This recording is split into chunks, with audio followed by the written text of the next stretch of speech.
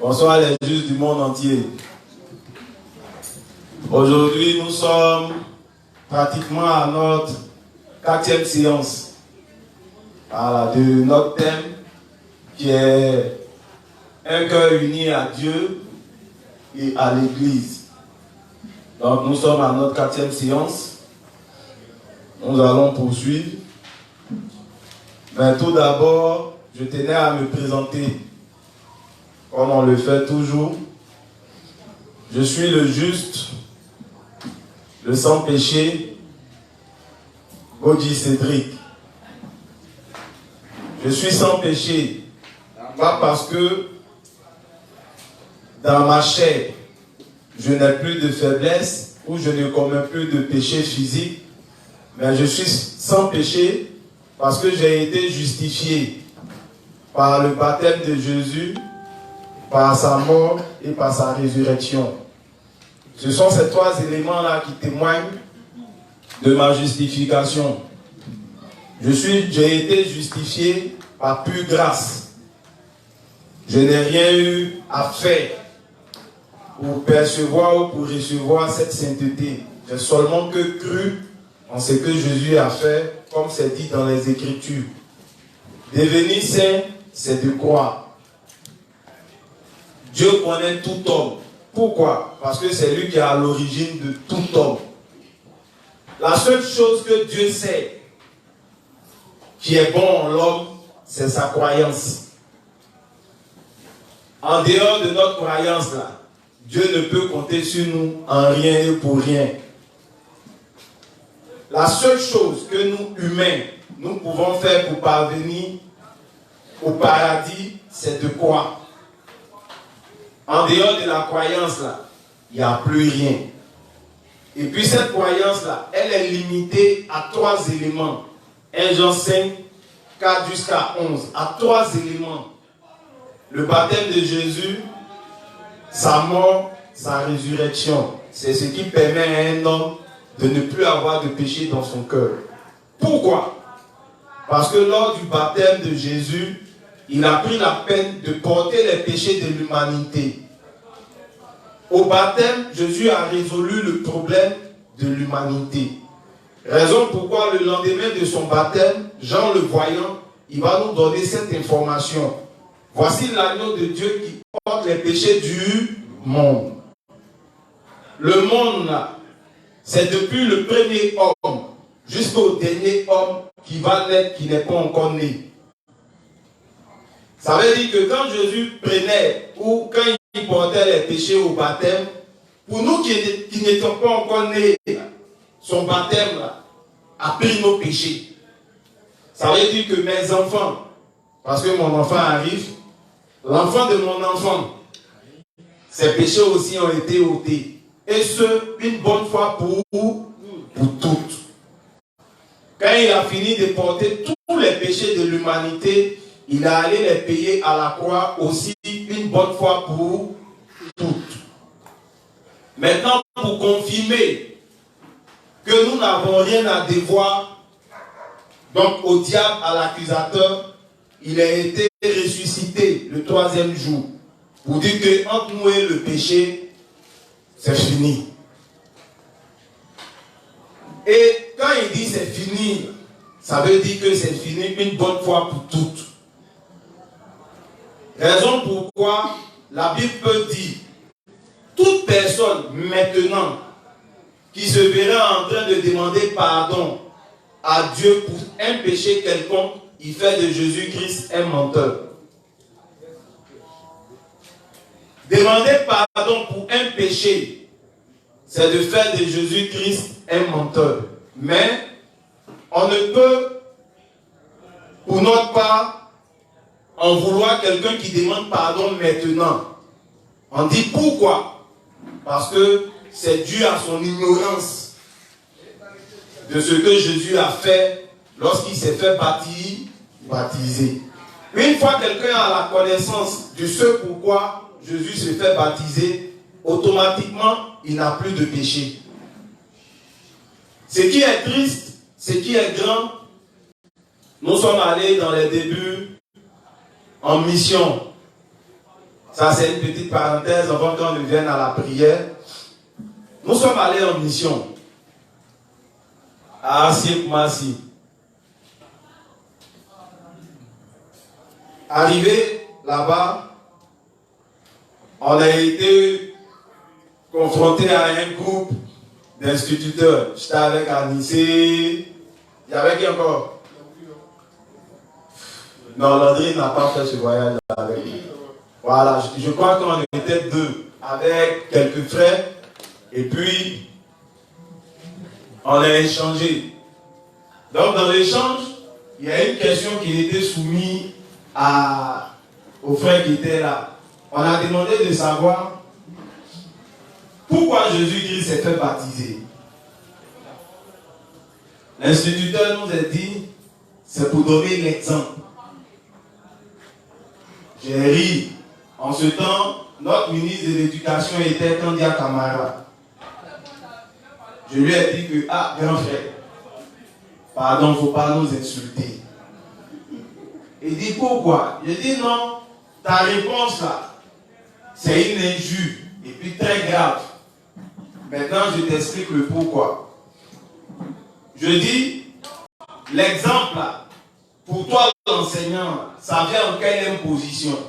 Première position ou deuxième ou troisième position? Il dit l'exemple vient en première position. Parce que c'est toi qui donnes l'exemple et puis les autres viennent suivre ton exemple.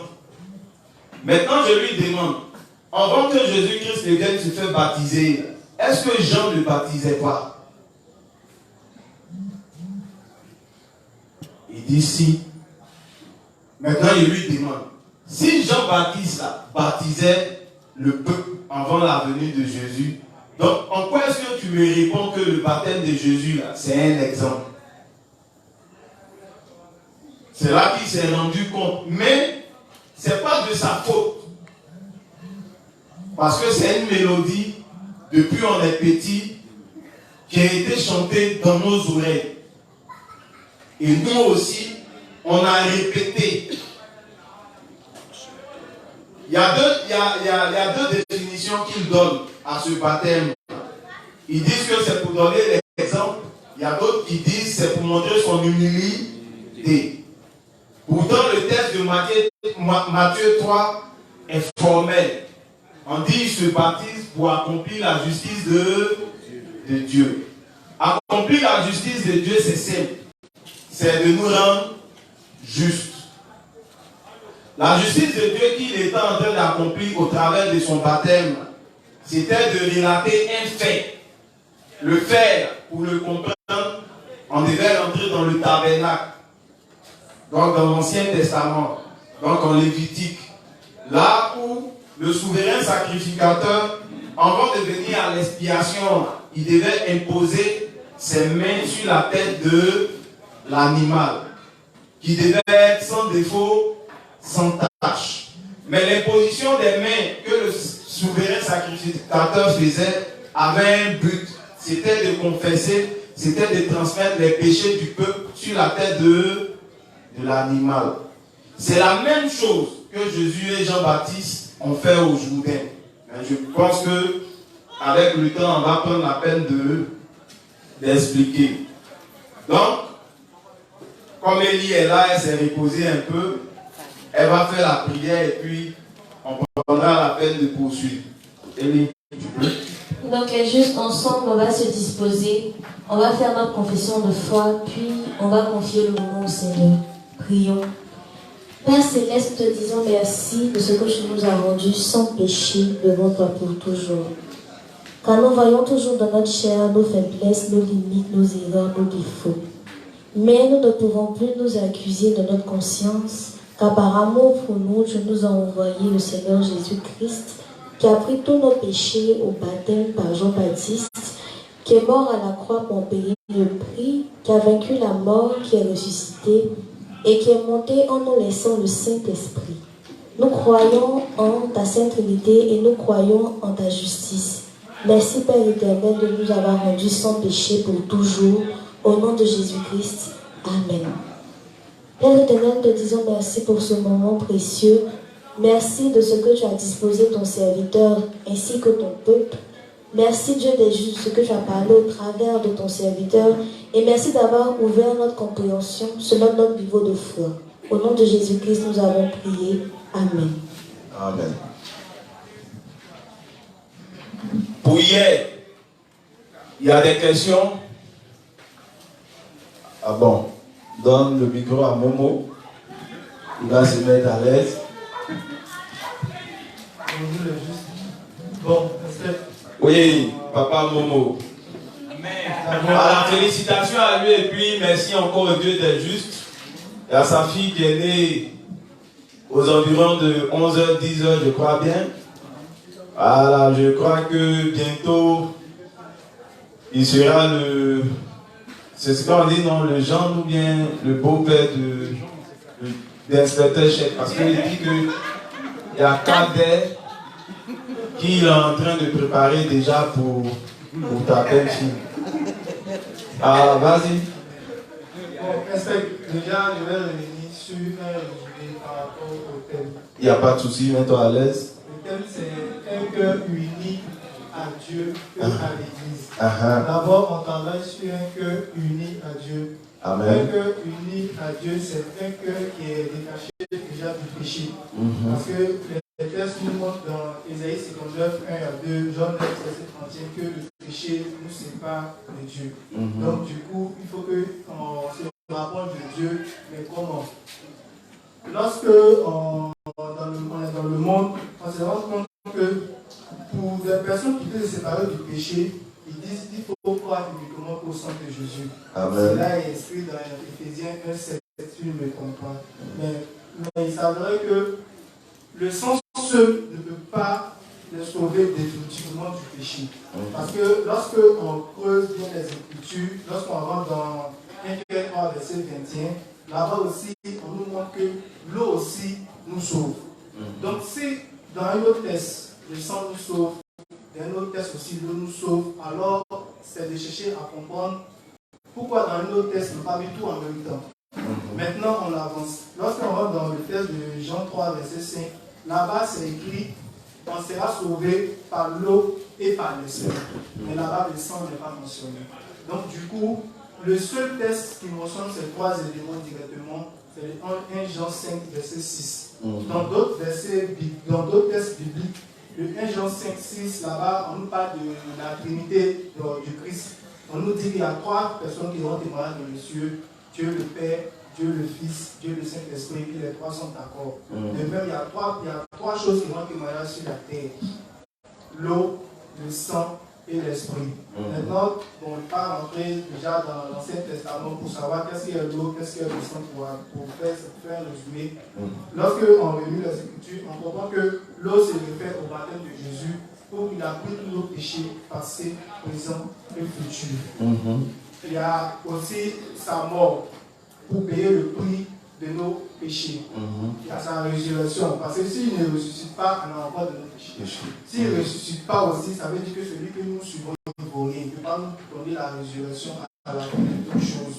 Or, depuis l'Ancien Testament, il a montré que c'est un Dieu qui ressuscite. Voilà. Donc, lorsque même il meurt, si je ne me trompe pas, dans Matthieu 27, verset 52, on voit que les sepulcres des personnes souffrent. Genre, il y a eu une résurrection. Maintenant, là,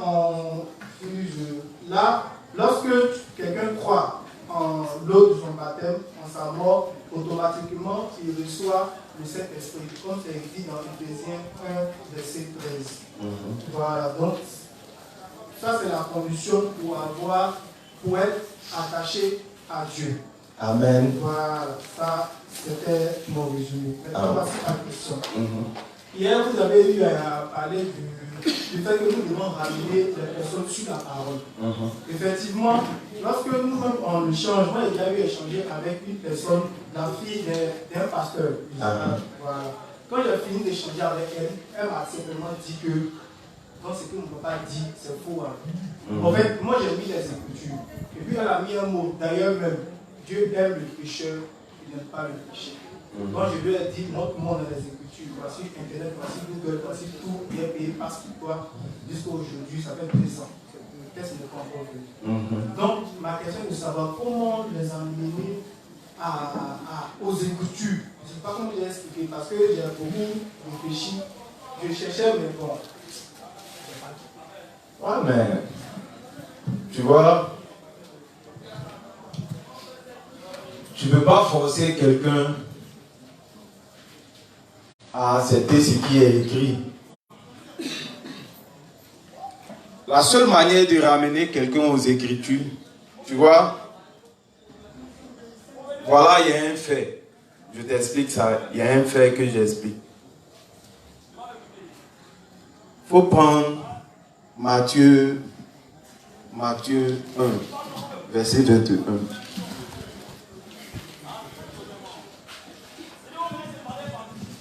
Matthieu 1, le verset 21. Elle enfantera un fils et tu lui donneras le nom de Jésus. Il dit, le texte dit, elle enfantera un fils et tu lui donneras le nom de Jésus. Vas-y. C'est lui qui sauvera son peuple de ses péchés. On dit, c'est Jésus qui sauvera son peuple de ses péchés. Donc, on a Jésus. Et puis, après, la Bible prend la peine de nous donner le but de la venue de Jésus. On dit, Jésus vient pourquoi? Pour nous sauver de nos péchés. On dit, Jésus vient pourquoi? Pour nous sauver de nos péchés. Maintenant, ce Jésus qui nous sauve de nos péchés, c'est qui lui-même? Hein? À l'origine, c'est Dieu. C'est la parole qui était au commencement, qui a tout créé, qui s'est faite chair. Jésus, il est Dieu de toute éternité. C'est Dieu lui-même. Je réponds à ta question. Hein? Jésus est Dieu. On dit quand Dieu vient sur la terre, il vient pourquoi? Pour nous sauver de nos péchés. Donc Jésus égale à sauveur de nos péchés. Maintenant, il faut prendre Luc 12, le verset 13. Luc 12, le verset 13. Quelqu'un dit à Jésus du milieu de la foule, Maître, dis à mon frère de partager avec moi notre héritage. Excuse-moi. C'est qui il voit? Là, il voit Jésus. Maintenant, Jésus est venu pourquoi? Pour nous sauver de nos péchés. Et puis on dit, il y a quelqu'un qui voit Jésus du milieu de la foule et il vient vers Jésus. Et puis il lui demande de faire quoi? Que Jésus dise à son frère de partager son héritage avec lui. Maintenant, la question que je pose là, est-ce que ce qu'il demande à Jésus, c'est pour ça que Jésus est venu? Maintenant, à l'origine,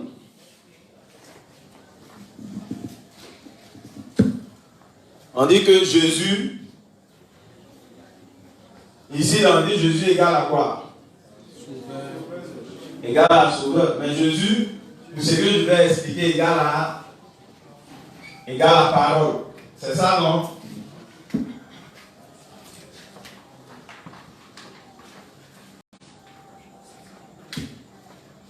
Voilà quelqu'un qui vient. Allô? On dit, que dit la parole concernant Jésus? On dit, il vient pour nous sauver de nos... Ça, c'est le véritable sens de la parole. Maintenant, il y a quelqu'un qui vient vers Jésus. Et puis, regarde l'interprétation qu'il donne à la parole. Qu'est-ce qu'il demande à la parole? Maintenant, qu'est-ce que lui... Comment il conçoit Jésus?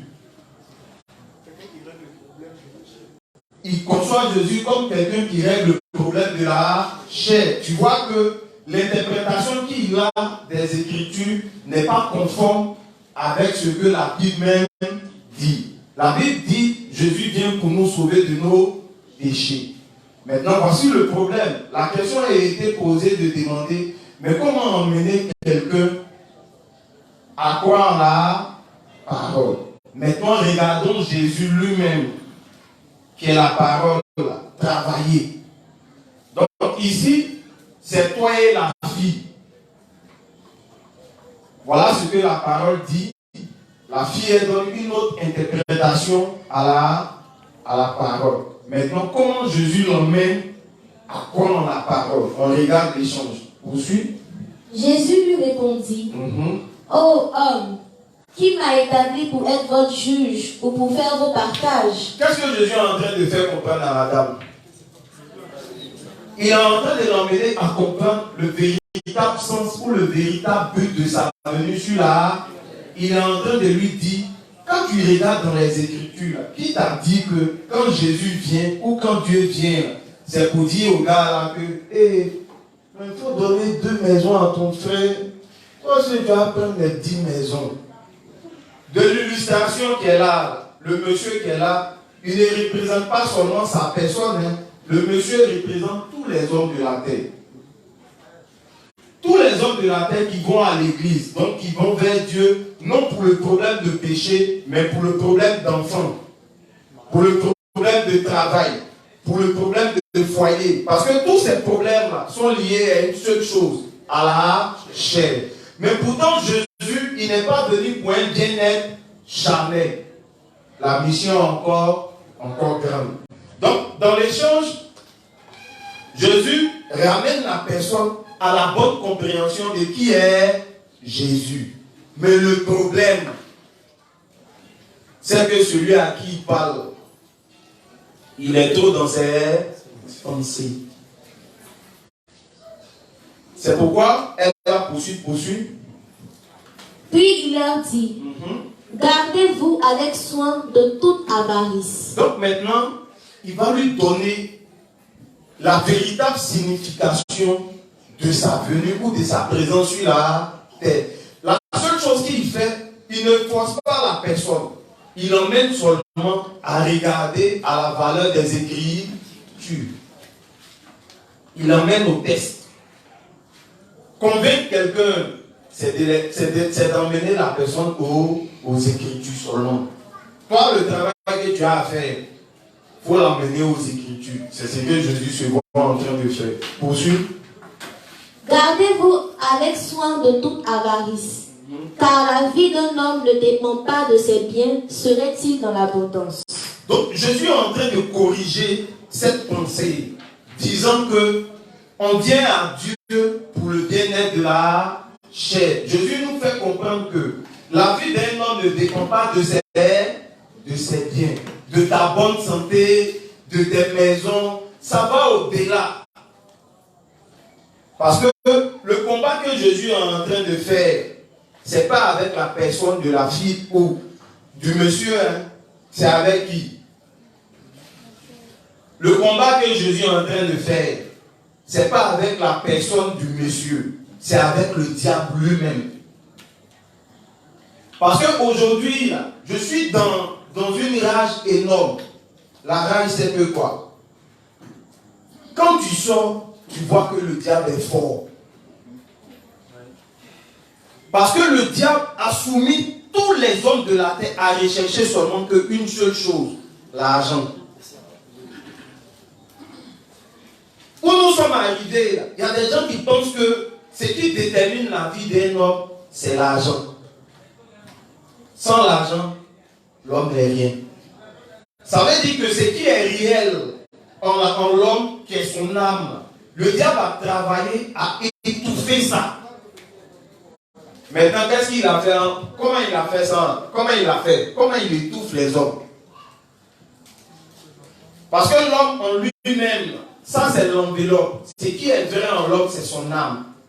Maintenant, pour ne pas que l'homme recherche ce qui est vrai en lui, il va l'étouffer. Donc l'étouffer, c'est de l'emmener à rechercher seulement que les choses de la. Mais comment il est arrivé à faire ça? Ou bien comment il fait? Hein? Présentant les biens matériels. Parce que nous, regarde, depuis on est petit, on est à l'école, subtilement, à tous, on a posé la question de savoir, plus tard, qu'est-ce que tu veux devenir? Maintenant, des questions Imaginons les réponses. Qui a une fois dit que lui voulait vendre de l'eau?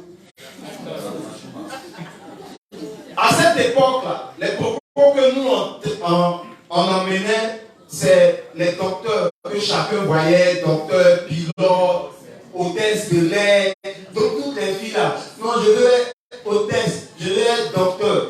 Mais ce sondage-là a un objectif. C'est pour sonder, pour voir quelles sont, ou bien, quelle est la valeur que nous apportons au monde. Mais ça, pour que le diable parvienne à ça, c'est le même principe qui se répète. Aujourd'hui, pour susciter cette grande envie-là, cette grande convoitise en nous, il a créé Internet. Ça, c'est le plus puissant outil que le diable ait créé sur la terre. Actuellement, tout le monde veut faire vidéo. Tout le monde veut chercher vue. Dans quel objectif? Avoir l'argent. Le diable, il est tellement fort qu'il emmène des personnes de 35 ans à dire qu'ils ont 18 ans. C'est lui, il fait ça. C'est lui, il emmène des personnes de 17 ans à dire qu'elles ont 22 ans. C'est lui, il fait ça. Il emmène des personnes de 35, 40 à dire qu'ils ont 15 ans. On voit ça au Cameroun avec les pros là, les joueurs là.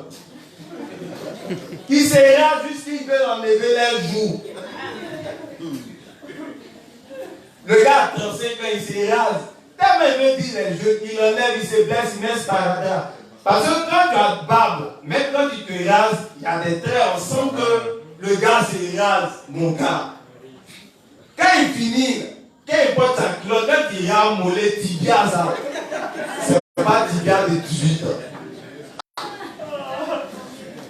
Mais le gars, il est sérieux dans ce qu'il fait. Parce qu'il cherche l'argent. À 35 ans, tu vois, eux tous, ils courent, ils sont à l'entraînement, tous. Ah, mais Dieu père, t'as 35 ans. Même si on te prend, tu as joué pendant combien de temps? Mais le diable, il est tellement fort. Vraiment, je ne sais pas comment il arrive à faire ça. Même quand tu es en train de travailler avec des personnes et que tu pries, tu prouves au travers des Écritures que c'est vrai. Dieu n'est pas contre le fait que quelqu'un ait l'argent.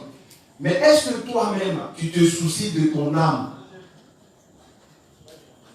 Mais tu es étonné que le gars, c'est le dernier de ses soucis.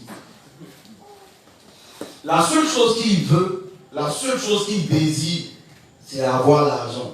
C'est pourquoi je dis, dans l'échange là, ça va au-delà de la personne du jeune. C'est avec le diable que Dieu est en train de... Ce que Dieu est en train de faire, il est en train de corriger le cœur de tous les hommes. Corriger le cœur de tous les hommes, c'est de les emmener à prendre conscience du véritable sens ou du véritable but des Écritures. C'est pourquoi on ne peut pas forcer. La seule manière pour le juge de forcer quelqu'un, c'est de ramener la personne à la parole et puis derrière, prier. Parce que la parole parle, même à l'âme. Moi un peu non. La parole parle. Poursuit et... Et il leur dit cette parabole. Les terres d'un homme riche avaient beaucoup rapporté. Donc Jésus va présenter la parabole. Il dit voilà un gars, ses terres avaient beaucoup donné. Cette année poursuit. Et il raisonnait en lui-même disant, que ferai-je? Car je n'ai pas de place pour serrer ma récolte. Voici, dit-il, ce que je ferai. J'abattrai mes greniers, j'en bâtirai de plus grands, j'y amasserai toute ma récolte et tous mes biens. Et je dirai à mon âme, tu as beaucoup de biens en réserve pour plusieurs années. Repose-toi, mange, bois et réjouis-toi. Mais Dieu lui dit, insensé. Il est insensé, pourquoi? Parce que la priorité de sa vie n'est pas celle de Dieu, mais ce sont les choses du monde. Ici, là, l'insensé, ce n'est pas la personne du monsieur, hein, mais c'est tous les hommes de la terre qui, au lieu de rechercher le bien-être de leur âme, qui recherchent plutôt le bien-être de leur chair. Donc, dans le travail que nous faisons, ramener quelqu'un aux Écritures, c'est de seulement présenter les Écritures. Voici le monsieur, il est en haut, il soumet son cas à Jésus, qui est quoi?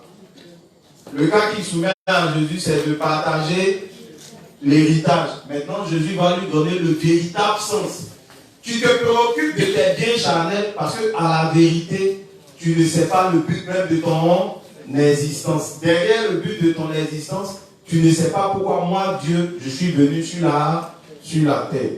Poursuis. Et je dirais, Allô? et je dirais à mon âme, mon âme, tu as beaucoup de biens en réserve pour plusieurs années. Repose-toi, mange, bois et réjouis-toi. Mais Dieu lui dit, insensé, cette nuit même ton âme te sera redemandée, et ce que tu as préparé, pour qui cela sera-t-il? Il en est ainsi de celui qui amasse des trésors pour lui-même et qui n'est pas riche pour Dieu. Tu vois un peu, non? Donc c'est le travail ici, il est en train de faire tout le travail d'Ecclésiaste. Tout ce que Jésus est en train de faire, il est en train de présenter la vanité de la vie. Derrière aussi, il est en train de faire mention d'un test. Jean 6, verset 63. La chair ne sert de rien, mais c'est l'esprit qui vivifie. Donc Dieu est en train de nous faire comprendre que chez un homme, le plus important, c'est plus son esprit que sa chair. Mais quand tu regardes l'histoire, tu verras que après l'échange là, on n'entend plus parler du monsieur et de Jésus. Ça veut dire simplement que malgré Jésus a travaillé à l'emmener à comprendre la vanité de la vie, le monsieur a persisté dans ses pensées. Jésus l'a laissé, il est allé à autre chose. Donc de manière simple, on ne peut forcer quelqu'un pour dire qu'il faut croire. Ce qu'on fait, comme ce que Jésus est en train de faire, c'est seulement présenter. Mais dans cette présentation, ce de quoi Jésus est sûr, tous ces exemples qu'il a donnés concernant la vanité de la vie, là, et puis il a donné un puissant exemple du gars avec sa plantation. Quand Jésus est en train de lui dire ça, hein, il est en train de lui faire comprendre ce qu'il va avoir dans l'avenir. Quand il verra ça dans l'avenir, il va se rappeler de la parole que Jésus lui avait dite. C'est ça, non? Parce que Dieu parle aux gens au travers de sa parole. C'est pourquoi quand tu peux être en train de faire un front avec quelqu'un, tout de suite, si quelqu'un est de nouveau, toi tu peux lui annoncer ce qui sera à venir. Tu peux lui dire que tu seras soumis à beaucoup de persécutions. Mais peut-être à l'instant T, il ne comprendra pas. Même plus tard, quand il sera confronté à ça, qu'est-ce qu'il va faire? Il va se rappeler de la parole que tu lui avais annoncée. C'est comme ça, c'est le principe. Donc, on ne peut forcer quelqu'un à venir aux Écritures. La seule chose qu'on fait, on présente la parole et puis on prie dans la parole. Dieu lui-même, comme c'est un Dieu qui est vivant, il travaille dans toutes les paroles que nous annonçons. Voilà, c'est un peu le principe. Donc, c'est bon. Voilà. Qui d'autre a une question? Il n'y a pas de question? Donc tu peux prendre mon livre 23, version électronique, la page 46.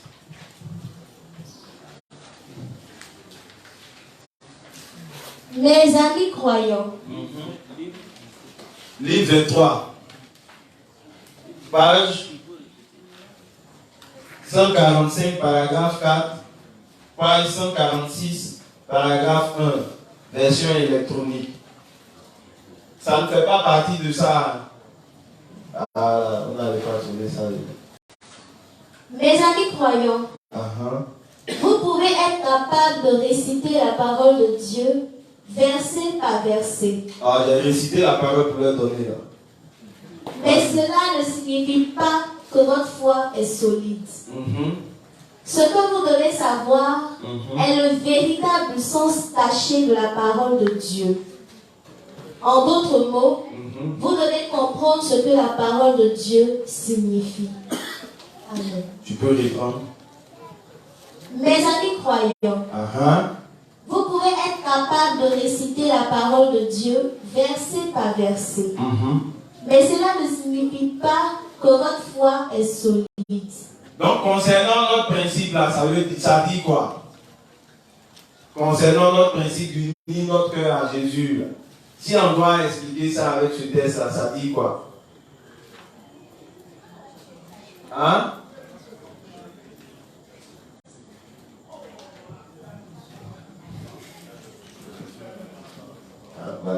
On a dit que notre union à Dieu, c'est notre nouvelle naissance. Donc ici, être juste, ce n'est pas le dire du bout des lèvres, mais c'est connaître le sens caché de chaque élément qui constitue notre salut. Au fait, c'est ça. C'est ça, non? C'est clair. Hein? Il dit que l'objectif, c'est pas de réciter la parole, mais c'est de comprendre chaque élément de la parole. Que c'est la bonne compréhension que nous aurons de chaque élément de la parole. C'est ce qui permet à un juste d'avoir une foi qui est comme solide, une foi qui est comme du roc. Vous savez pourquoi nous sommes en train de faire ça? Qui sait pourquoi on est en train de faire ce cours? Qui peut me dire pourquoi on est en train de faire ce cours? Qui regarde l'actualité?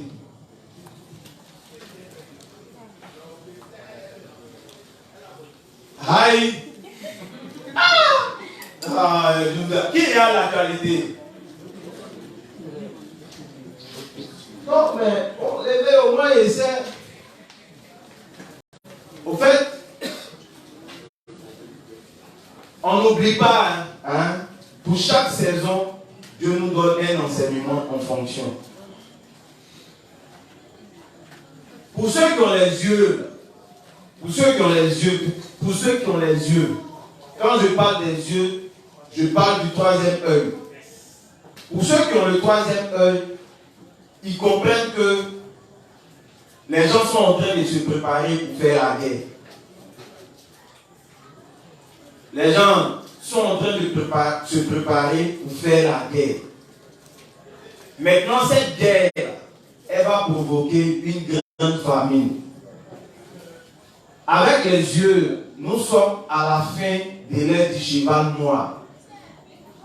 Avec les yeux. Maintenant, les deux éléments que nous sommes en train d'étudier, ce sont ces deux éléments qui vont nous aider à surmonter tous les obstacles qui viendront. De la manière, chaque nation est en train de se préparer. C'est de cette même manière Dieu est en train de préparer son église.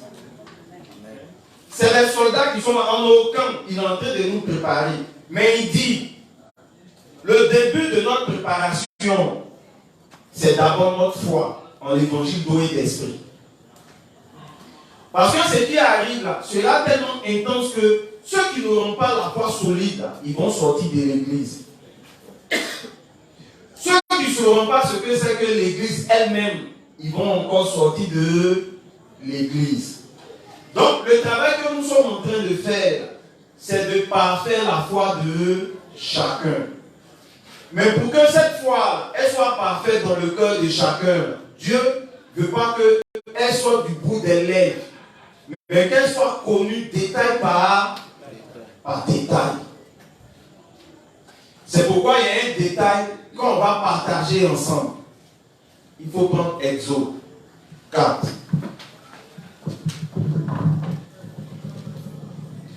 Son verset 1 à 9. Exode 4, le verset 1 à 9. Moïse répondit et dit, voici, ils ne me croiront point. Ça, c'est depuis le 3. Il y a Dieu qui envoie Moïse vers son peuple. Donc, vers l'Égypte. Son peuple qui est en Égypte. pour aller faire sortir le peuple. Et puis, il y a Moïse qui dit que j'irai, mais les gars, ils ne croiront pas en moi. Poursuis. Et ils n'écouteront point ma voix. Et ils ne vont pas l'écouter. Mais ils diront, l'Éternel ne t'est point apparu. Donc ici, là, ce que Moïse est en train de demander à Dieu, tu m'envoies.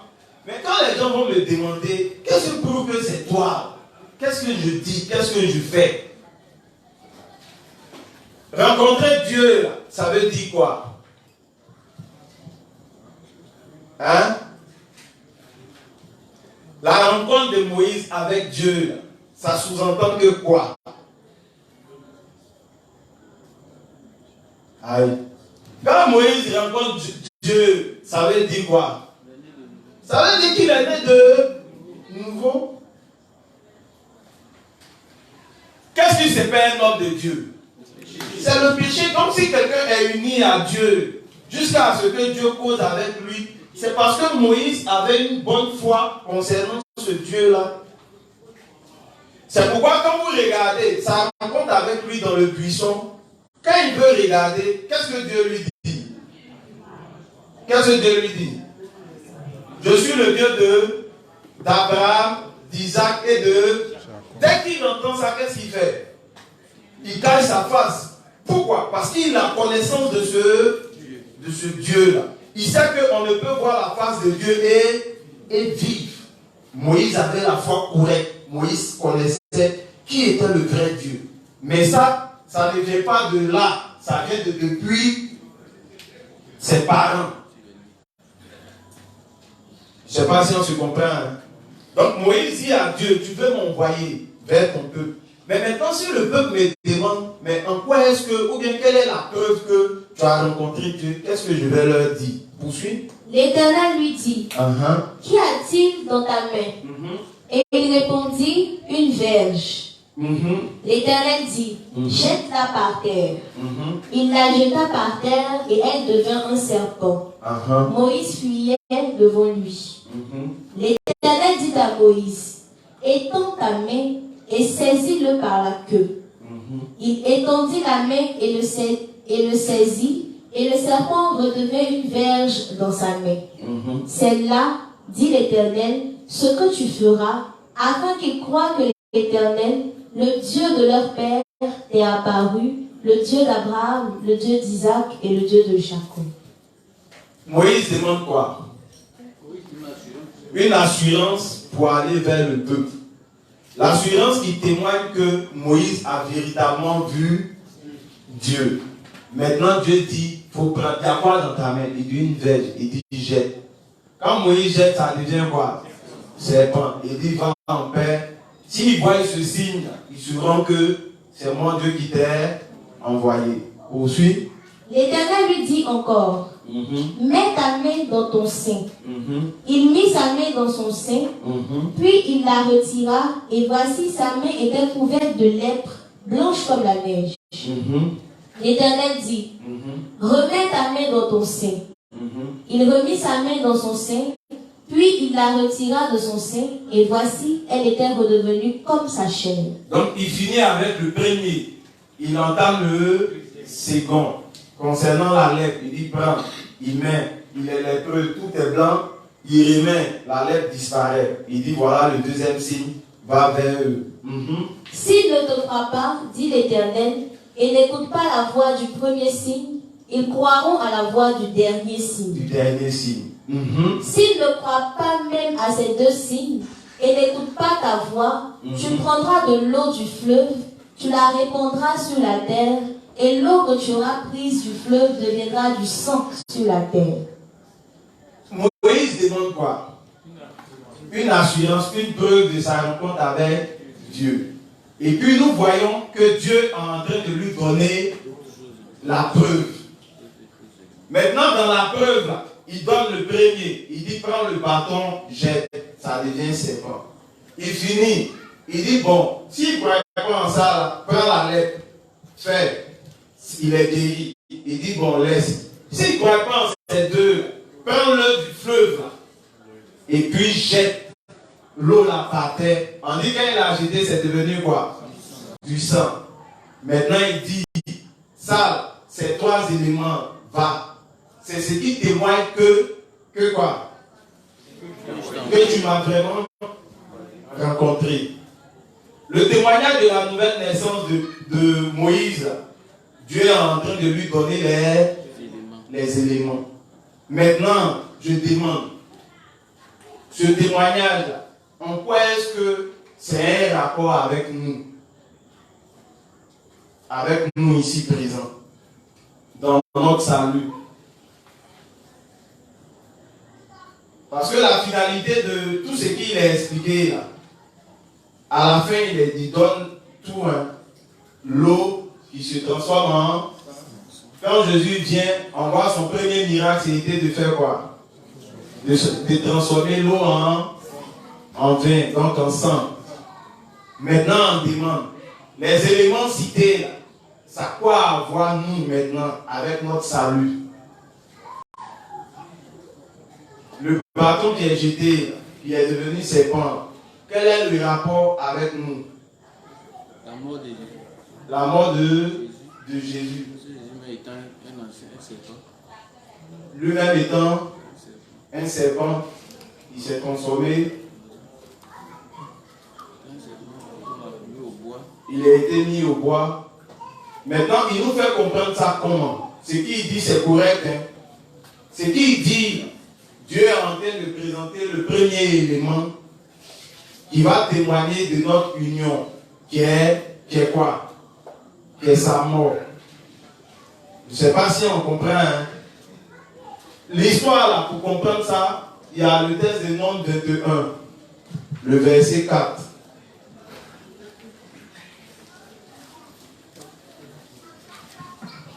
Nombre 21, le verset 4. Ils partirent de la montagne de Hor par le chemin de la mer Rouge pour contourner le pays d'Édom. Le peuple s'impatienta en route et parla contre Dieu et contre Moïse. Pourquoi nous avez-vous fait monter hors d'Égypte pour que nous mourions dans le désert? Car il n'y a point de paix et il n'y a point d'eau et notre âme est dégoûtée de cette misérable nourriture. Alors l'Éternel envoya contre le... Tu étais là-bas avec eux. Et tu as la même rage. Belle lecture. Parce que c'est le sentiment qu'ils avaient. Après leur sortie de l'Égypte, ils étaient fâchés contre Dieu. Il nous a emmenés dans le désert pour nous voir mourir. Hein, vas-y. Alors l'Éternel envoya contre le peuple des serpents brûlants. Ils mordirent le peuple et il mourut beaucoup de gens en Israël. Amen. Le peuple vint à Moïse et dit, nous avons péché, car nous avons parlé mal, nous avons parlé contre Dieu. Quand ils ont péché, ils ont parlé contre Dieu, ils ne savaient pas qu'ils avaient péché. Donc pour les emmener à comprendre ou à prendre conscience de leur nature, ils ont emmené là, Jésus a emmené quoi? Des serpents qui sont, ou bien qui est l'image de la loi. Donc quand ils prennent connaissance de leur péché, et place-le sur une perche. Quiconque aura été mordu et le regardera, conservera la vie. Ce qu'il avait dit dans Exode, là, il va maintenant donner le sens. Maintenant, dans le Nouveau Testament, il y a Jean qui nous dira que cette image-là, que Dieu était en train de présenter depuis Exode, là, il était en train de nous faire comprendre que quand Jésus allait venir, il allait mourir à la croix pour nos péchés. Maintenant, c'est cette même explication-là qui va donner concernant la lèpre. La lèpre faisait référence à quelle histoire? Au péché.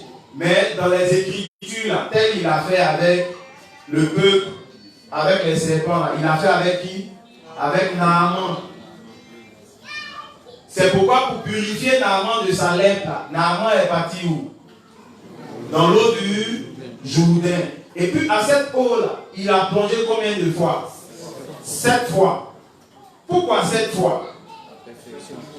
Naaman, par par cette plonge où il a été purifié de sa lèpre, il était en train de nous faire comprendre que Jésus-Christ allait venir et il allait plonger. Que la perfection allait se faire baptiser dans cette eau du Jourdain. Cette même image là, de l'eau, là, ça représente, il a récité ça ou bien il a réexpliqué ça encore.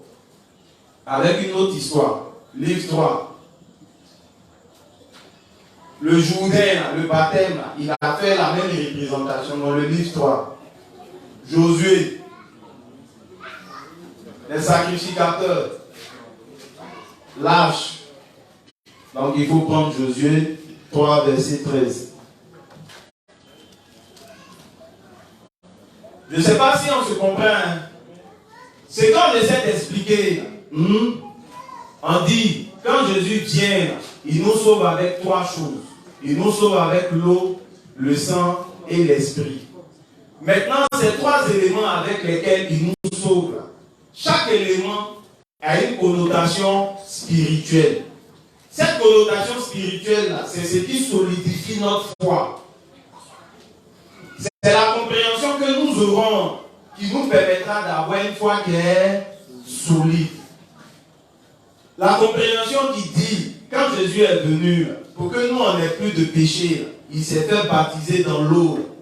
Il dit, je me suis fait baptiser. Mais pour parvenir à ça, pour accomplir ça, j'avais expliqué ça dans l'Ancien Testament, sous forme de ce qu'on appelle ombre. Parce que le Nouveau Testament, c'est quoi? C'est la réalisation du projet. Donc il explique. Mais ce qui va fortifier notre foi, ce qui va nous garantir que effectivement, ce en quoi nous croyons, c'est vrai. C'est ce que j'avais expliqué à une maman une fois. Je lui ai dit, tu vois, l'Ancien Testament et le Nouveau Testament, les deux forment un livre. Mais ce que Dieu fait de l'Ancien Testament, je prends l'illustration, je lui dis à maman, imaginons que moi, je sois ton petit frère. Et puis, tu es en Europe. Tu m'apportes l'argent pour construire des maisons et autres pour la famille. Et puis moi, tout l'argent que tu as emmené là, j'ai dépensé. Maintenant, tu viens. Normalement, c'est moi ton homme de main. Je dois aller t'accueillir à l'aéroport. Et puis, tu ne me vois pas. Donc, tu demandes, ah, mais Cédric. On dit, ah, Cédric, nous-mêmes, en 2 temps, on ne le voit pas. Et puis, tu viens. Ah, mais j'ai apporté l'argent à Cédric. On dit, ah, vraiment, Cédric, l'argent que tu as apporté, il a bouffé. Donc, du coup, j'ai découragé. Maintenant, comme c'est un projet qui te tient à cœur, tu vas soumettre ça à une agence. Maintenant, l'agence te donne le terrain. Et puis, sur ce terrain, tu vas concevoir tes maisons. Donc, je dis à la maman, pour concevoir ta maison, tu fais un plan. Et puis, tu fais ton plan, tu donnes ça aux... Comment on les appelle là? Non, à un entrepreneur. Tu lui dis, et puis l'entrepreneur te dit que bon, la maison là, je peux finir ça dans 1 an. Et puis tu donnes, tu lui donnes la maquette, et puis toi-même tu vas avec la maquette. Et puis je demande à la maman, bon, il t'appelle, il te dit que ah, ta maison est finie. Et puis je demande à la maman, pour que toi tu sois sûr que c'est ta maison, comme tu l'as demandé là, qu'est-ce que tu fais? Elle dit, elle va regarder à sa maquette. Maintenant, je dis que si dans ta maquette, tu avais demandé que peut-être la douche soit ici, que la douche ait été dans un autre coin, est-ce que c'est ta maison? Elle dit non. Je dis pourquoi? Elle dit non, c'est pas ce qui est mis ici. C'est pareil avec l'Ancien et le Nouveau Testament. L'Ancien Testament, c'est le plan. Là-bas, Dieu était en train de présenter comment il allait nous sauver de nos péchés. Le Nouveau Testament, c'est la matérialisation de ce plan. Mais cette fois-ci sous forme physique, on peut toucher. C'est tout ça qui revient à cette parole-là. La parole s'est faite chair. La maison qu'on avait vue en dessin, voici ça maintenant physique. Le salut que Jésus devait nous apporter, là, quand Dieu a demandé à Moïse que qu'est-ce que je vais aller dire au peuple là, de notre rencontre là. Les éléments que Dieu donne à Moïse, c'est avec ces éléments-là que Jésus vient pour nous sauver de nos péchés. Donc, la bonne compréhension de ces éléments, ça fortifie notre foi. Comment? Ça dit que, donc, ce en quoi quoi je suis en train de croire aujourd'hui, c'est en ces mêmes choses-là que Moïse croyait. C'est en ces mêmes choses-là que Abraham croyait. Donc cela nous permet d'avoir une foi qui est solide. Parce que si cette foi n'est pas solide, s'il y a un petit vent, on va finir par fuir. Donc la compréhension de toutes ces choses-là, c'est pour emmener chacun à avoir une foi qui est enracinée. Afin que quand tu es en train de dire je suis juste là, tu es juste avec tous les détails des Écritures. Pour que toi-même tu aies l'assurance que ce n'est pas une invention. Ce n'est pas quelqu'un qui est venu te dire que tu es juste. Toi-même, quand tu as vérifié dans les Écritures, tu sais au plus profond de toi que pour pouvoir sauver l'humanité, voici ce que Jésus avait tracé pour nous délivrer de tous nos péchés. Là où il casse la baraque, c'est dans tout le système sacrificiel. C'est pourquoi il y a une partie du Matthieu 3 qui me plaît beaucoup. Quand Jésus dit qu'il vient accomplir la justice de Dieu, pour accomplir quelque chose là, il faut qu'au préalable, la chose là soit comment? Soit annoncée. Parce que si rien n'a été annoncé, il ne peut avoir d'accomplissement. Donc la question qu'on pose là, s'il vient accomplir, c'est quoi qui a été dit par rapport au baptême? Ça veut dire que le baptême de Jésus, là, s'il y a accomplissement, c'est qu'il y a quelque chose qui a été dit au... Qu'est-ce qui a été dit que Jésus a accompli?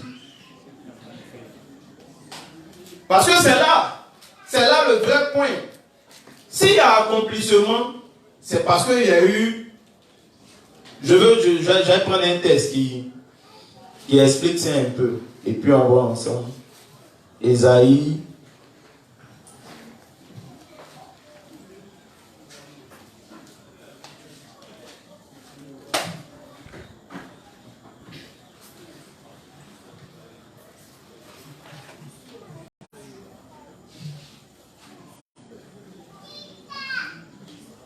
Ésaïe 44, verset 26.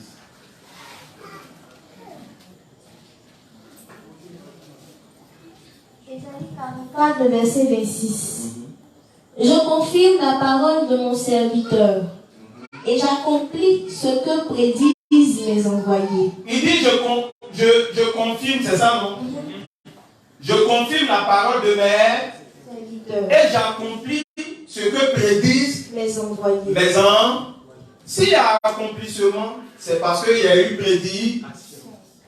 Non, prédiction. Pas prédication. S'il y a accomplissement, c'est parce qu'il y a eu prédiction. Par qui? Par les serviteurs. Donc la question qu'on pose, où Dieu a prédit dans les Écritures que Jésus-Christ devait venir se faire baptiser? Parce que c'est en ce sens-là que nous, on peut confirmer que lors du baptême de Jésus, il a porté les péchés de l'humanité. Parce que où c'est été dit depuis Lévitique 16, verset 22. C'est le même propos là qu'on a vu Élie répéter avec les 850 prophètes là, de Baal et d'Astarté, où il a reconstitué le tabernacle, il a creusé le fossé, il a tué l'animal et puis le feu est descendu. L'eau, le sang, l'esprit qui vient à tester. Pour dire que quoi? Notre croyance là, c'est pas une invention. On ne s'est pas levé ou on ne se lève pas pour dire qu'on est juste pour plaire à peut-être la voisine ou le voisin. Mais l'étude que nous sommes en train de faire, c'est que chacun puise pour dire que quoi? Ah, ma justice, là, voici ses origines. Que ma justice n'a pas commencé aujourd'hui. C'est pourquoi nous sommes rassurés. C'est cette assurance-là que les apôtres avaient. C'est cette assurance-là que Dieu nous demande d'avoir. Parce que si quelqu'un n'a pas l'assurance au salut, là, il va finir par perdre sa foi. Maintenant, cette assurance-là, on l'obtient comment? Je pose la question. On obtient l'assurance comment? Hein? Hein? Par la foi. Mais comment? Tu sais que c'est par la foi. Voilà, en maîtrisant les éléments de notre salut dans les moindres détails. Voilà comment on solidifie la foi. Donc, je fais ma petite parenthèse concernant ça. On va revenir maintenant à notre sujet de base. Notre guide. On est dans unir le cœur à Dieu. Aujourd'hui, nous allons voir ce que c'est que unir son cœur à l'église.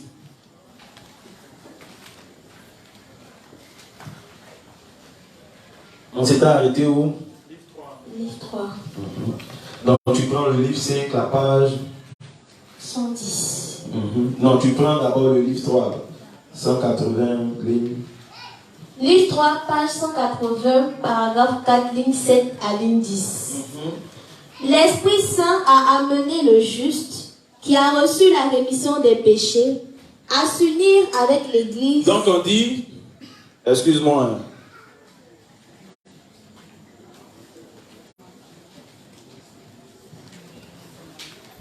on dit que le cœur qui est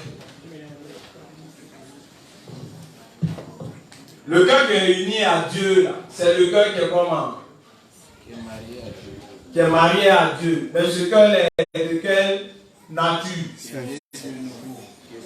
Ce cœur est saint. Mais de quoi ou comment ce cœur est parvenu à la sainteté? Par la possession des éléments. Par la foi en Jésus. Quel était le contenu de cette foi-là? L'eau, le sang et l'esprit. Donc c'est ces trois choses-là qui permettent juste d'être unis à l'église. Maintenant, c'est ces trois choses-là dans le cœur du juste qui vont maintenant emmener le juste à être uni à... Non, ça c'est notre union à Dieu. Maintenant, c'est notre union maintenant à l'église. Mais ce qui nous rattache à l'église, c'est la bonne compréhension de notre union avec Dieu. C'est pourquoi dans le texte de Actes 2, le verset 47, on peut lire que c'est ceux qui étaient sauvés qu'on ajoutait à l'église. C'est quand tu es sauvé, tu n'as plus de péché dans ton cœur que tu peux être uni à l'église. Donc tu peux.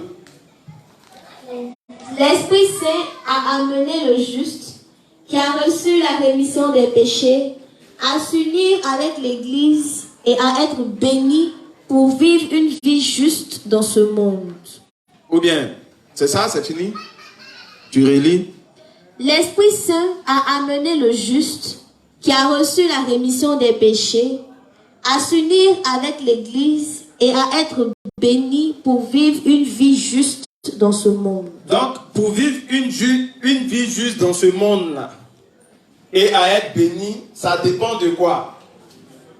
De notre union avec l'Église. Le premier point, c'est la rémission des péchés. Le deuxième point, pour que nous recevions les bénédictions de Dieu, c'est notre union avec l'Église. Une chose là, c'est naître de nouveau. Si quelqu'un est né de nouveau et qu'il n'est pas uni à l'Église, il ne recevra pas de bénédiction de Dieu. Psaume 133, le verset 3. Toutes les bénédictions, Dieu nous donne ça au travers de l'Église. Mais on peut être uni à l'Église lorsqu'on a résolu notre problème de péché. Là où nous allons, on répète pour que chacun comprenne la valeur du travail. Salaire ne va pas pouvoir aider quelqu'un. Où on s'en va? Salaire ne pourra pas aider quelqu'un. La seule chose qui pourra aider quelqu'un, parlons du juste, c'est son union à l'Église. Mais son union à l'église, ça dépend d'une chose. Ça dépend de son salut. Maintenant, pourquoi ça dépend de son salut? Hein? Pourquoi son union à l'église dépend de son salut? Parce qu'il est sauvé. Hein? Mais être sauvé là, ça veut dire quoi? Il a quoi ici? Il a la vie éternelle. Le seul endroit où il peut protéger cette vie éternelle, c'est à l'église. C'est quand quelqu'un comprend la valeur de l'évangile qu'il peut accorder la valeur à un dévancier. Quand quelqu'un sait c'est quoi naître de nouveau, c'est là qu'il dit que lui là, depuis tout ce temps, il a gardé ça, c'est qu'il pourra m'aider à garder. Mais quand tu vois un juste qui ne considère pas un dévancier, ça vient du fait qu'il n'a pas la bonne compréhension de l'évangile. Plus tu aimes l'évangile, plus tu aimeras l'église et ses dévanciers. Pourquoi? Parce qu'ils sont les gardiens de notre foi. Ceux qui sont gardiens de notre foi, ce sont nos dévanciers. Les dévanciers, on les trouve où? Dans l'église de Dieu. Dans l'église. Donc, le second. Livre 5, page 110, paragraphe 4. L'église de Dieu est la vigne. Donc là, il va donner la définition de l'église. Il dit que c'est une vigne. Vas-y. Le Seigneur nous donne bénédiction, remède, consolation et la foi pour endurer la persécution quand nous demeurons dans l'église de Dieu. Pardon, reprends s'il te plaît. Le Seigneur nous donne bénédiction, remède, consolation. À quel moment on parle de remède? À quel moment on parle de bénédiction? À quel moment on parle de consolation? Il est en train de dire que pour tous les moments difficiles, l'endroit le plus sûr pour un juste, c'est l'église. C'est l'église. Je ne sais pas si on se comprend. C'est dans l'église qu'il y a tout. Tous les nutriments, tout le bonheur du juste, c'est tout dans l'église. En dehors de l'église, aucun juste ne pourra recevoir les bénédictions de Dieu. Tu peux être né de nouveau, mais si tu n'es pas uni à l'église, tu n'auras rien de la part de Dieu. Parce que Dieu ne bénit aucun juste en dehors de l'église. C'est impossible. C'est un principe qui est... Merci beaucoup, c'est divin. C'est tout. C'est expliqué dans le texte de Jean 15, le verset 3 jusqu'à descendre. Si quelqu'un n'est pas uni à l'église, il ne pourra rien avoir de Dieu. Même s'il est né de nouveau. Maintenant, être uni aussi, comme on a vu à l'église, comme on a vu pour le cas d'être uni à Dieu, il y a aussi ses œuvres. Parce que si c'est venir s'asseoir à l'église, la Bible nous dit que ce n'est pas être uni.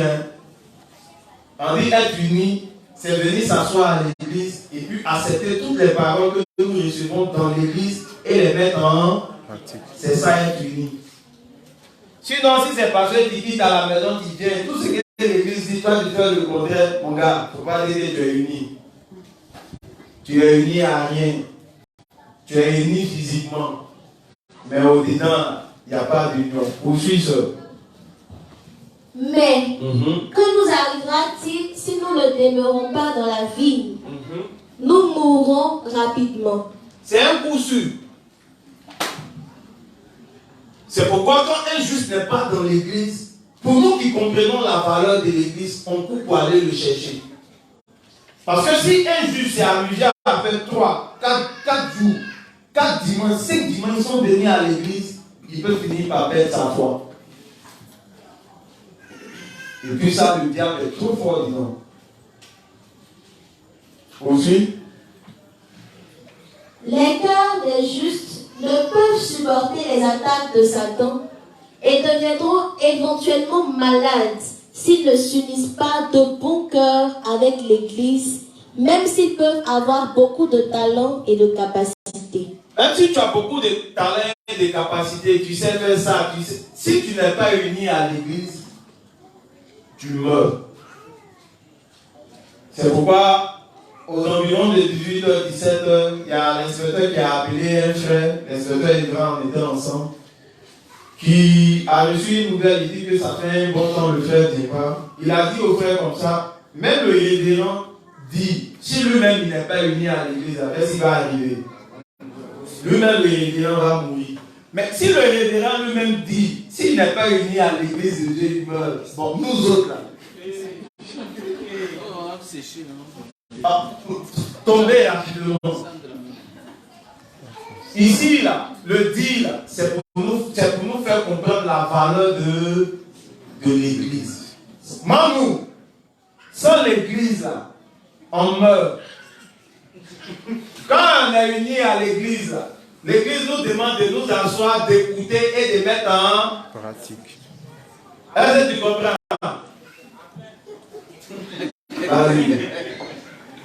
Voyez-vous cela? Ils tombent graduellement et deviennent de plus en plus inutiles. Il dit qu'ils tombent graduellement et deviennent de plus en plus inutiles. Pourquoi? Parce qu'il n'est pas uni à l'église. Poursuis le second. Ceux qui sont unis à la justice de Dieu vivent des vies unies à son église. Ou bien, il dit, ceux qui sont unis à la justice de Dieu vivent des vies unies à son... C'est le principe. Raison pourquoi, quand on voit un juste qui n'a pas trop l'amour de l'église, ça vient du fait que son cœur n'est pas uni à Dieu. Résoudre le problème du frère, premièrement, c'est unir son cœur à... Il a un problème avec sa compréhension de l'évangile. Quand un juste n'est pas motivé, quand un juste n'est pas heureux d'être présent à l'église, le problème vient pas de... Le problème vient d'ici. C'est parce que son cœur n'est pas uni profondément à... Parce que le cœur qui est uni profondément à Dieu, le cœur dit, j'ai la vie et que c'est dans l'église que je peux préserver cette vie. Donc lui-même, quand il n'y a pas de culte, il pleure. Qui, quand on a fait les 4 semaines sans venir, a pleuré. Et il a pleuré, même ma femme, bon, bizarrement, je ne sais pas si elle me mentait, mais elle me ment rarement. Parce qu'elle a pleuré. Ah, mais c'est quand on reprend même. Et je me sens vide. Vraiment, c'est quand on reprend même les enseignements. Mais mine de rien, au-dedans de moi, parce que quand elle fait les trucs de ce genre, je ne veux pas l'applaudir. Parce que souvent aussi, matin, elle va se réveiller, elle va faire Facebook qui compte. Donc si elle applaudit pour ça, là, il y a l'encourager dans son Facebook. Mais j'étais heureux. Ce qui l'emmène à ressentir un tel sentiment, c'est le Saint-Esprit. Mais quand tu vois un juste, on dit, ah, on reprend lui-même, oh, tiens, le problème.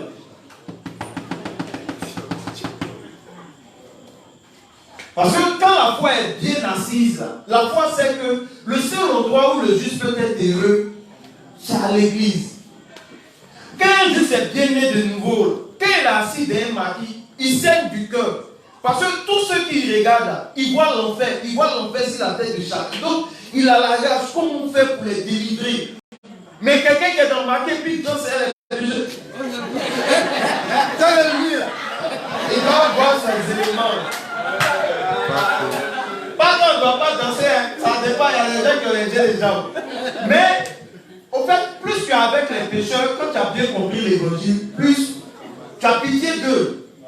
Raison pourquoi, pour quelqu'un qui est bien né de nouveau, là, si hier il avait pour habitude de parler de ballon avec ses amis, quand il vient, il n'a plus la force. Il veut même ouvrir le cœur de chacun pour mettre l'eau, le sang, l'esprit dedans. Parce qu'il sait qu'en dehors de l'évangile, rien n'est vrai. Mais pour comprendre qu'en dehors de l'évangile, rien ne soit vrai, c'est quand tu as bien compris l'évangile. Dedans, il va dire que si tu vois un juste qui aime accompagner plus des pécheurs que de ses frères justes, ça vient du fait qu'il n'a pas compris l'évangile. Encore, l'évangile n'est pas encore assis dans son cœur. My God. Quand l'évangile est bien assis dans le cœur de quelqu'un, c'est évident que quand il soit avec un pécheur, il ne se sent pas à l'aise. Parce que le Saint-Esprit en lui, il veut être ses frères justes. Ça, moi, on a connu ça. Mais, nous, peut-être que moi, personnellement, je n'avais pas trop d'amis pécheurs, bon, après ma nouvelle naissance, mais j'ai vu ça avec l'inspecteur Romy. L'inspecteur Romy, ses attaches-là, étaient encore plus grandes avec ses amis. Mais plus l'évangile avait commencé à envahir son cœur, il acceptait toutes les moqueries. Parce que quand il vient vers les justes, quand il retourne, ses gars se moquent de lui. Mais il a commencé à être heureux, à être plus avec les justes qu'avec les pécheurs. Quand tu vois un tel sentiment, tu sais que le gars, il est bien né de nouveau. Poursuis ça. Si vous croyez en la justice de Dieu, vous devez vous unir avec son Église et ses serviteurs. C'est la clé. Pour celui qui croit en la justice de Dieu, forcément, il va s'unir à l'Église et avec ses... Ça vient seul.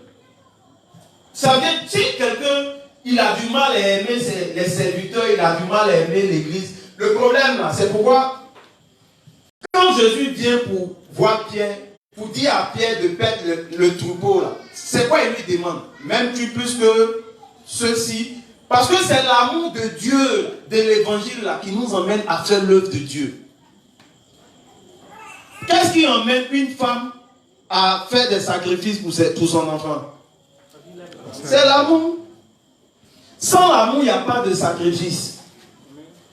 Quand tu vois quelqu'un qui est négligent avec l'œuvre de Dieu, ça vient du fait que l'évangile là n'est pas encore rempli dans son cœur. Poursuis, ma soeur. La chair essaye toujours de servir la loi du péché. Aussi devons-nous vivre par la foi en méditant continuellement sur la loi de vie de Dieu. C'est la règle. Parce que la chair, elle ne peut que vivre seulement que par là. Donc pour permettre à la chair de ne pas trop s'exprimer, le principe nous dit de méditer continuellement sur l'œuvre de Dieu. Mais cette méditation, on le fait où c'est permis dans l'église. Voici les bienfaits de l'église. Parce que quand on est dans l'église nous permet d'évacuer toutes les pensées qui sont contraires à la volonté de Dieu. Vas-y. Si nous gardons à l'esprit et méditons sur la justice de Dieu tous les jours, nous serons unis avec lui. Amen. C'est pourquoi la Bible dit que les bêtes qui ruminent sont pures. Amen. Lévitique 11, 2, 3. Donc, raison pourquoi on dit que nous qui ruminons, nous sommes très, très purs. Mais on rumine sur quoi? On rumine sur le salut et puis tous les enseignements que l'Église de Dieu s'attelle à nous donner. Poursuis. Les esprits de ceux qui sont déjà profondément unis à la parole de Dieu sont déterminés à servir le Seigneur et ont une bonne amitié avec lui. Et ils ne sont pas facilement ébranlés par les situations. Est-ce que c'est compris?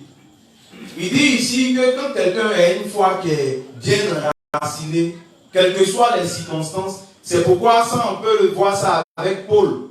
Quand Paul nous dit que dans la faim, comment on appelle ça? Dans le froid, sous la pluie, lui, tellement il était uni profondément avec Dieu, il ne travaillait que pour le salut des âmes. Toute sa préoccupation, c'était comment établir des bases. Mais ça vient du fait qu'il a uni son cœur à Jésus profondément. Ils agissent seulement de façon circonspecte, de manière à achever la grande commission. Mais les petites choses affectent facilement ceux qui n'ont pas encore uni leur cœur avec lui. Il dit, les petites choses affectent facilement ceux qui n'ont pas encore uni leur cœur avec. Il était malade, personne n'est venu le saluer, il ne vient plus à l'église. Quand tu entends ça là, le gars, Dieu est en train de te dire que son cœur n'est pas uni profondément avec mon papa et moi, personne n'est venu me saluer, je suis plus juste. Aïe! salut, la vie éternelle à quoi? Ouais, ils n'ont pas besoin de dire Yahoo. Là, à partir d'aujourd'hui, là, il ne faut même plus les justes là même. Qu'est-ce qu'il raconte même toi? C'est ce qu'il dit. Il dit que ceux qui n'ont pas uni profondément leur cœur avec le Seigneur, les petites choses là, les affectent. Non. Moi, à mon tour, quand les gens sont malades, je vais les saluer. Moi, je suis tombé malade. Personne n'est venu chez moi. Je ne suis plus uni, je ne suis plus juste. Aïe! Donc là, c'est juste pour qu'on vienne te voir. Mon gars, c'est que tu as été suicidé. On n'est pas juste pour qu'on vienne voir quelqu'un, on est juste parce que l'évangile, ça nous a donné la vie et... C'est pourquoi il te dit que ceux qui n'ont pas une foi qui est unie, les petites choses, et non, le dénoncier, la dernière fois, il passait, il m'a regardé dans les yeux, il ne m'a pas salué, donc, il n'est pas à l'église. Aïe, mais le dénoncier a faim. Il est en train de penser comment il va faire pour manger. En fait, il y a des gens qui ne comprennent pas la faim. La faim, tu peux regarder quelqu'un et puis ne pas le voir. Toi, tu es là, tu es en train de marcher ton esprit à la maison. Partout où tu passes, odeur de sauce, ça cuit. Donc, toi-même, tu cours par là à la maison. Comme le gars qui dit non, toi, et puis le gars, non, toi, tu le calcules pas. Le juge a fait, puis il ne vient pas 2 temps. Non, la dernière fois, l'inspecteur passait. Ah, bonjour inspecteur, il m'a bien regardé dans les yeux. C'est pas, je n'étais pas vu le juge. Mes yeux. Il n'y avait plus rien dedans. Il y avait seulement que la nourriture. J'ai fait pas exprès. Non. Pourquoi quand je suis venu, il n'avait pas porté chaussures. Les frères là m'ont dit, parce qu'il y a un frère aujourd'hui qui ne vient pas à l'église à cause de ça. Non, il n'y avait pas de chaussures fermées. Ils m'ont dit d'aller à la maison, j'ai porté des culottes, que de bien m'habiller. À cause de ça, ils ne viennent plus à l'église. Au fait, quand tu lis ces choses-là, tu comprends que le révérend, il connaît le cœur de Dieu. C'est pourquoi le travail qu'un juste doit faire pour ne pas parvenir à ce genre de situation, c'est d'unir son cœur. Parce que quand tu unis ton cœur, non, c'est déchargé. Quand tu as bien uni ton cœur à Dieu, il y a des trucs que tu ne vas pas te... faut lui donner. Les deux sont déchargés. Voilà. Voilà. Donc c'est d'unir son cœur. Donc tiens, pour le second. Il reste combien de minutes? Si vous vous unissez à la justice de Dieu, vos cœurs seront toujours en paix et remplis de joie parce que la puissance du Seigneur sera vôtre. Amen. Vas-y. Nous pourrons vivre en étant grandement bénis parce que Dieu nous a abondamment assurés de ses bénédictions et de sa puissance divine. Unissez votre cœur à la justice de Dieu. Alors vous serez capable de vous unir aux serviteurs de Dieu, comme moi, d'avoir une foi solide en sa parole dans une amitié mutuelle et de servir vigoureusement son œuvre. Le Seigneur a lavé nos péchés, même si votre foi est peut-être aussi petite qu'une graine de moutarde. Restez unis à lui, spécialement à son baptême, même si vous êtes insuffisant. Amen. Tu reprends et puis on termine. Si vous vous unissez à la justice de Dieu, vos cœurs seront toujours en paix et remplis de joie, parce que la puissance du Seigneur sera vôtre. Pourquoi il dit ça? La paix vient de quoi? de notre salut. Quelqu'un qui a l'assurance de son salut, il est toujours en paix. Il est toujours joyeux. Tu as comme l'impression que rien ne lui fait mal. Mais c'est évident. Parce que la seule chose qui pouvait affecter son cœur, c'était d'aller en enfer. Il a résolu ça. C'est pourquoi quelqu'un qui a bien uni son cœur à Dieu, il pardonne facilement. Quelqu'un qui a bien uni son cœur à Dieu, parce que unir son cœur à Dieu, c'est connaître le but de la loi. Celui qui a compris le but de la loi dit, si je t'aime meilleur que mon ami, je n'allais pas attendre à ce que Jésus vienne me sauver. Si Jésus vient me sauver, c'est parce que je suis aussi fait que tous les hommes. Donc quand je vois la faiblesse de mon frère se manifester, c'est à ma faiblesse je pense. Ceux qui ont du mal à pardonner à leurs frères, c'est ceux qui ne comprennent pas la valeur de la justice de Dieu. Celui qui comprend la valeur de la justice de Dieu, la justice de Dieu est formelle. Dans la chair, rien de bon ne peut sortir en l'homme. Mais, quand quelqu'un ne comprend pas la justice de Dieu, il a tendance à se faire justice lui-même. C'est lui pour les petits trucs, non, moi, lui, là, il ne parle plus à lui. Oh, là, il ne parle plus à lui. C'est ma fille, là, ou bien. Et il ne parle plus à toi, c'est fâché. Il y a des justes qui disent qu'ils ne parlent plus à leurs frères, ils sont fâchés. Le problème de ça, là, ce n'est pas son attitude, c'est son cœur. Le seul problème, son cœur n'est pas encore uni à Dieu. Parce que quand tu as le cœur qui est uni à Dieu, à la vérité, ton cœur est toujours joyeux, ton cœur est toujours en paix. Ce qui donne la paix au cœur, c'est la rémission des péchés. Poursuis, ma soeur. Nous pouvons vivre en étant grandement bénis parce que Dieu nous a abondamment assurés de ses bénédictions et de sa puissance divine. Où? Dans l'église. Toute la bénédiction du juste dépend de l'église de Dieu. Notre union à l'église de Dieu dépend de notre foi en l'évangile d'eau et d'esprit. C'est comme quelqu'un a compris clairement la parole de vérité, son cœur est uni à... Et que dans cette église-là, il va recevoir toutes les bénédictions de Dieu. Poursuis.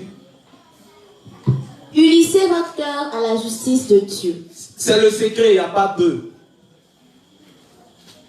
Quelqu'un ne vient pas à l'église, le problème, c'est qu'il n'a pas encore uni son cœur à...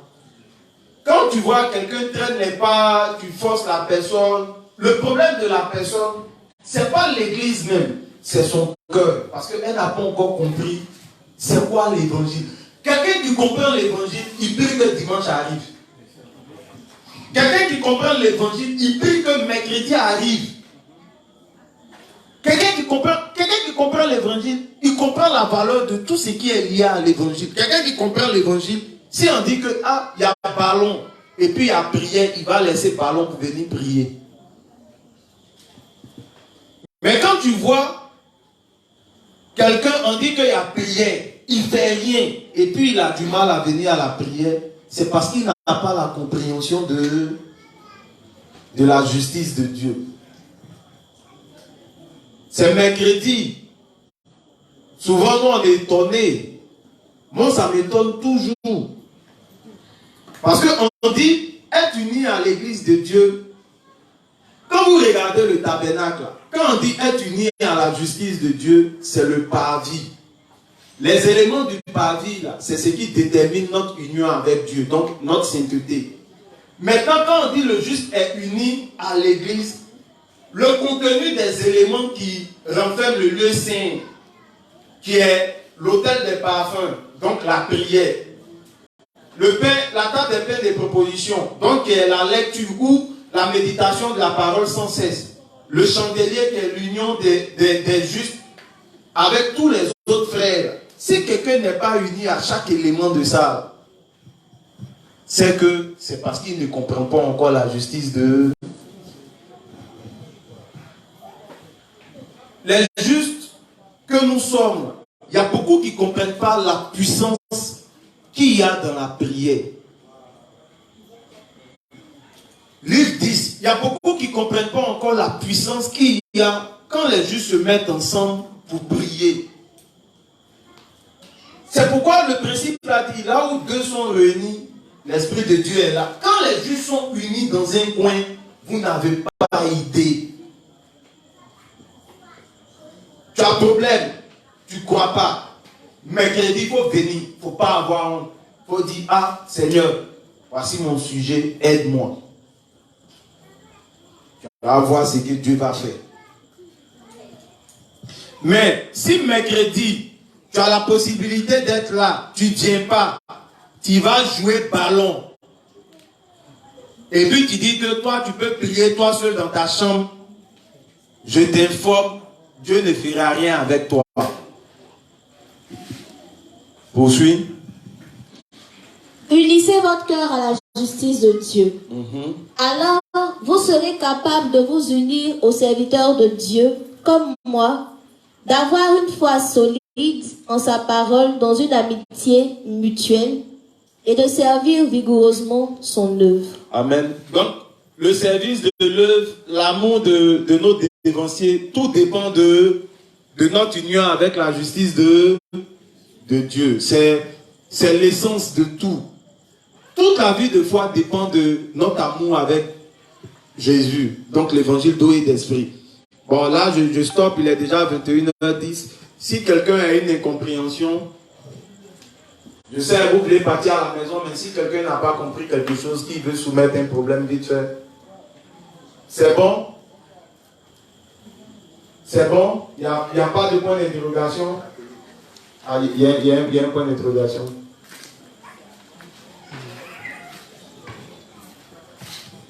Tu as ton premier jour? Hein? C'est évident. Parce que les anciens, ils te regardent. Qui c'est ce gars-là? Il ne sait pas. Il ne sait pas. Il est que là, ce gars, il nous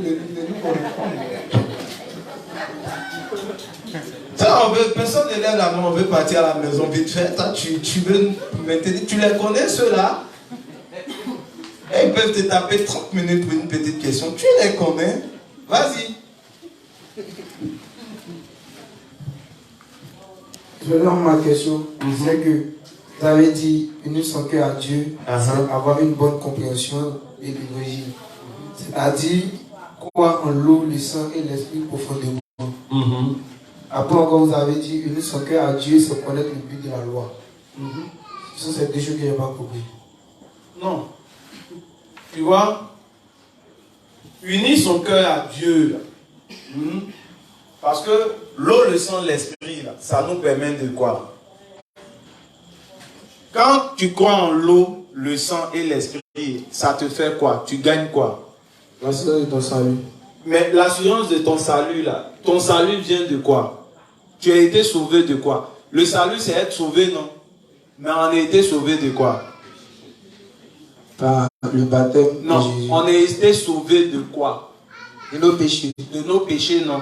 Qu'est-ce qui donne le péché, là? Qu'est-ce qui est la cause du péché? Comment nous, on sait qu'on a péché?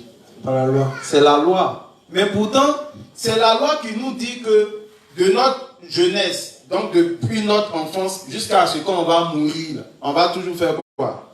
Péché. C'est pas à cause de ça qu'on a cru en l'évangile. Évidemment. Donc, plus tu comprends bien l'évangile, c'est évident que la compréhension que tu auras de l'évangile, là, ça te donne de bien comprendre la loi.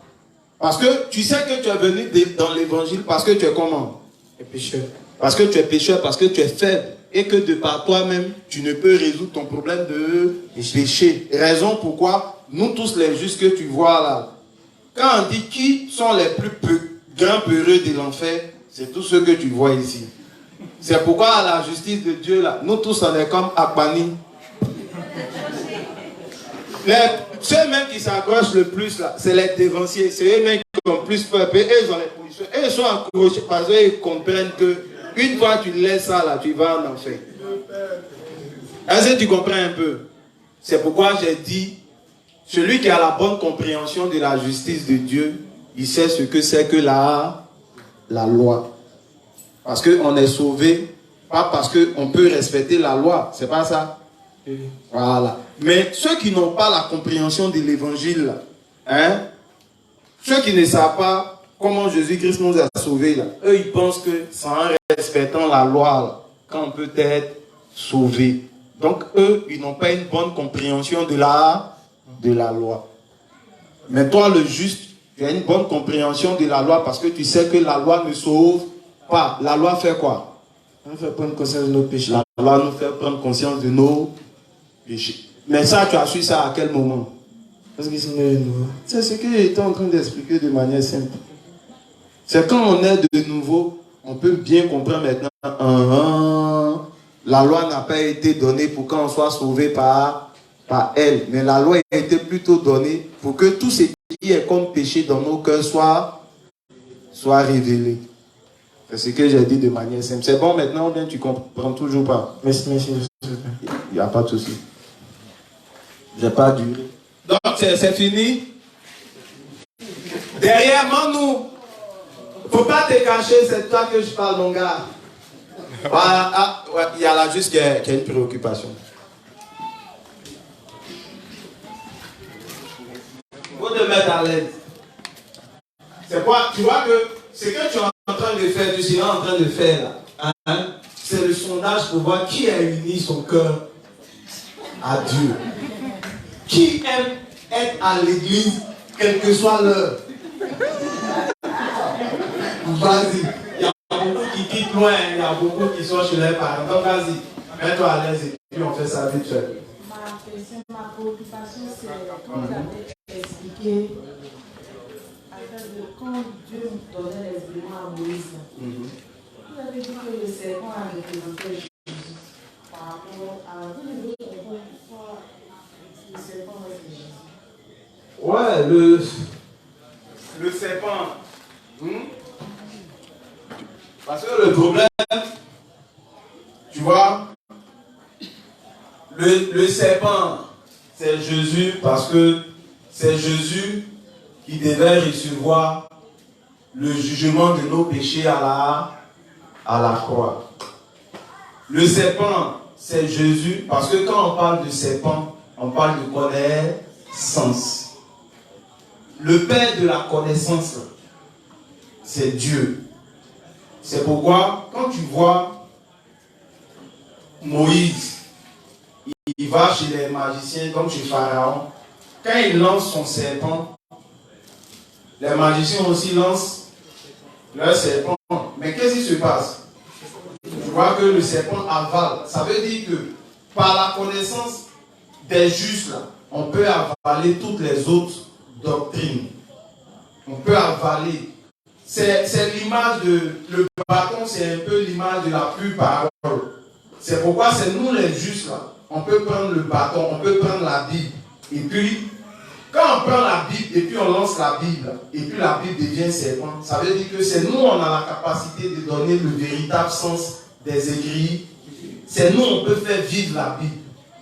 Et puis c'est nous, on peut la reprendre par la queue. Ça veut dire que nous, on peut donner la connaissance des Écritures et puis on peut la retirer. Tu vois un peu, non? C'est à nous qu'a été donné le mystère du royaume des cieux. C'est ce que ça veut dire. Le serpent, c'est toute l'expression de Jésus-Christ dans toute son étendue, donc dans la connaissance pure, à l'état brut. Le premier serpent, c'est pas le diable. Le serpent des serpents, le vieux serpent, c'est Jésus. Voilà. Jésus, parlant de serpent, on parle de connaissance, de parole. Voilà. Tu vois un peu, non? C'est pourquoi. Et puis maintenant, quand tu prends Jean 3, 14, les apôtres te diront que comme le serpent a été élevé dans le désert, c'est de cette même manière-là que le Christ sera élevé dans le désert. Voilà. Donc tu sais que le Dieu des justes accompagne chacun, qu'il nous donne la force d'être ici demain, afin qu'on puisse se remplir de ses volontés et que cette volonté-là nous aide à enraciner notre foi et que cette foi-là nous aide à être unis à l'Église et à recevoir les bénédictions de Dieu au travers de son Église. Que Dieu accompagne chacun, qu'il protège chacun au nom de Jésus. Amen.